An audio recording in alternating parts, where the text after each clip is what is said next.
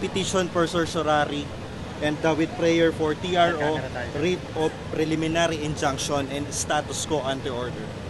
Sir, and they comment, after 30 days daw, matapos sila pa sa decision, magiging final yung decision ng Comelec kung walang TRO. Yes, kaya po nag-humingi po tayo ng TRO na i-issue ang Supreme Court.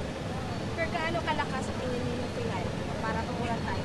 We are very confident po and we filed the petition and all of our arguments are stated in our petition. Sir, pero last time, nag-file na po kayo ng TRO against the Comelec. Yes. May nangyari po ba dito?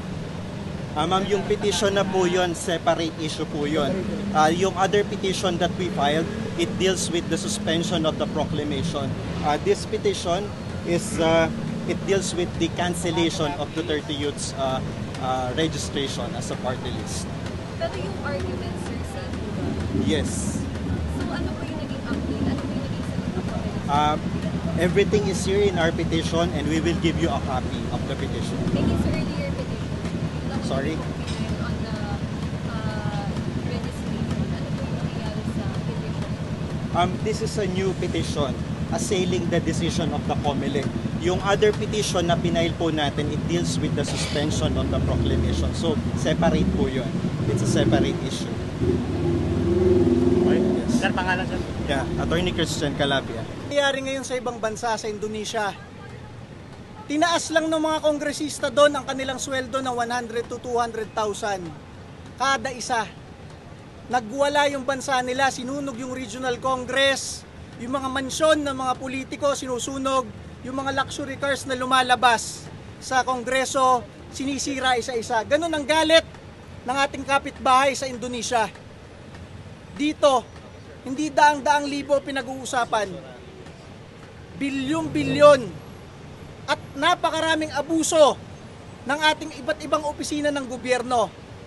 Dito sa ginawa ng Comelec na ito, every 3 years na nga lang tayo babawi na iboboto natin yung gusto natin na kinatawan natin sa Kongreso para sila ang matapang na magsalita doon, ninakaw pa sa atin yung ating pag-assume ng SONA.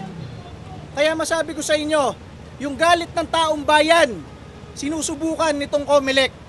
Yung boto ng taong bayan na sinasabi sagrado ang kada isang boto, winalang yan ng Comelec. 2.3 million na boto. Boto ng mga pulis, boto ng mga sundalo, boto ng mga iba't ibang Pilipino sa buong mundo at boto ng lampas 2 milyong Pilipino.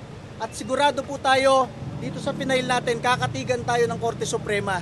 Hindi yan yung parang baka sakali na 50-50. Pag nakita ng Korte Suprema yung batas at kung paano sinunod yun ng Duterte Youth Party List at kung paano tinwist ng Comelec, alam nyo na ang desisyon ng Korte Suprema doon.